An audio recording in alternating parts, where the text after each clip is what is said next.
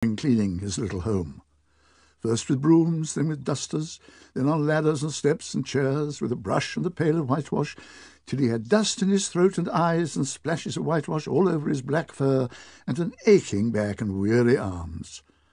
Spring was moving in the air above and in the earth below and around him, penetrating even his dark and lowly little house with its spirit of divine discontent and longing. It was small wonder, then, that he suddenly flung down his brush on the floor, said, "Bother!" and "Oh, blow!" and also "Hang spring cleaning!" and bolted out of the house without even waiting to put on his coat. Something up above was calling him imperiously, and he made for the steep little tunnel which answered in his case to the gravelled carriage drive owned by animals whose residences are nearer to the sun and air. So he scraped and scratched and scrabbled and scrooged, and then he scrooged again, and scrabbled and scratched and scraped, working busily with his little paws and muttering to himself, "Up we go, till at last, pop!" his snout came out into the sunlight, and he found himself rolling in the warm grass of a great meadow.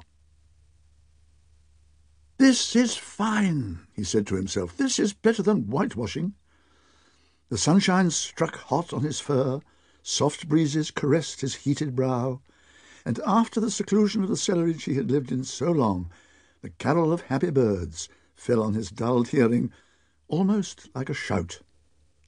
Jumping off, all his 4 legs at once, in the joy of living and the delight of spring without its cleaning, he pursued his way across the meadow till he reached the hedge on the further side. "Hold up," said an elderly rabbit at the gap. "Sixpence for the privilege of passing by the private road."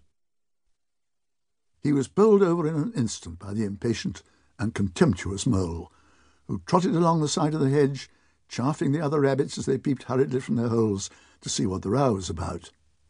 "Onion sauce, he remarked jeeringly, and was gone before they could think of a thoroughly satisfactory reply.